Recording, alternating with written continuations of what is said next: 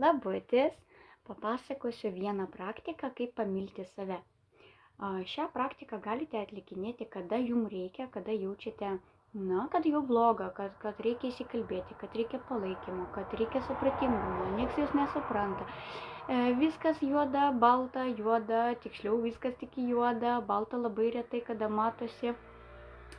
Žodžiu, kam reikia tokio įdomaus, kam reikia įdomaus mano minčių pamąstymo, tai galiu patarti labai įdomų patarimą. Kai jaučiatės blogai ir šalia nėra jokių žmonių, jokios pagalbos, net neįsivaizduot, pas ką galima būtų kreiptis, kadangi, tarkim, aplinkui nei giminių, nei artimesnių žmonių. Įsivaizduokite save štai taip stovinti ir panaudosim katiną. Šiuo atveju katinas yra katinas. Tai yra, jūs turite įsivaizduoti save, čia antras save, reiškia pirma aš, kuri esu nuskriausta, aš čia stoviu, man čia blogai ir aš turiu įsivaizduoti dar vieną aš, tarkim vietoj šito katino, irgi aš, dar vienas aš turi stovėti štai čia, arba priešais galite įsivaizduoti, savo priešais save, ir jūs turite įsivaizduoti, kaip jūs matot save pačia, tai čia, viską save matot, ir matot save lygiai taip pat čia. Du vaizdus turite matyti. Ir šitos vaizdus jūs turite suprasti, išjausti save, kad jūs čia, ir atskirti, kad esate čia kaip stebėtojas ir patarėjas, bet lygiai tas pats jūs. Ir šitas aš, šitas, kuris stovis priešais, jūs galite įsivaizduoti įvairiai. Galbūt jis stovi jums žiūri į akis, galbūt jis jūs apkabino iš nugaros. Jūs, tai šitas, galbūt kaip jums yra patogu jį įsivaizduoti. Kokio jums priklausomai, kokio prisilietimo galbūt jums reikia, Galbūt jūs apkabina iš nugaros, galbūt iš priekio, Galbūt kažkaip tai iš šono, galbūt jūs norit, kad jūs pasisodintų ant kelių ir štai taip apkabintų, Priklausomai, kokios paramos jums reikia. Ir štai jūs turite matyti tokį vaizdą, kad štai antras aš, jūs žiūri vargšę, nuskriaustą žmogų ir turi sakyti tokius žodžius. Bet jūs tai turit išjausti, ne tik, kad pasakėt ir viskas, ne, tai turi būti išjausta. Aš tave suprantu, šitas, turėtų taip kalbėti, aš tave suprantu, aš tave taip myliu, vargšė tu mano, vargšė.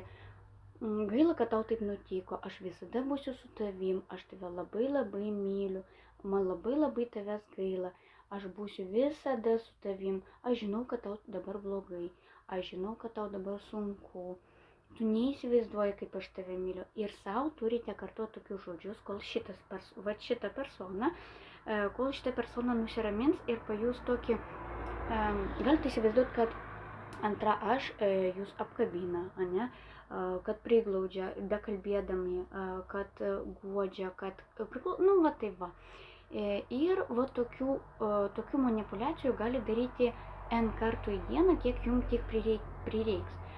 Tuo tarpu jūs mažinate savo stresą, netgi lavinate vaizduotę ir lavinate abu savo smegenų pusrutulius, kadangi įsivaizduojat vienu metu ir save kaip klausytoją, ir save kaip patarėją.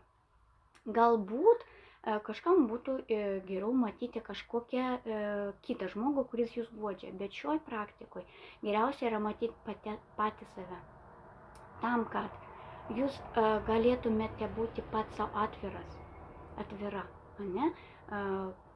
kad galėtumėt ir šitoje vietoje išjausti, kad tau yra antiek blogai, ir šitas aš, jis irgi žino lygiai tą patį, ką žinau aš, Ir tai toks atvirumas galbūt ir privestų prie didesnio supratingumo savęs. Galbūt tai privestų prie kažkokio tai iš vis, galbūt rasit išeitį, kuri jums iš viso galva net neateitų.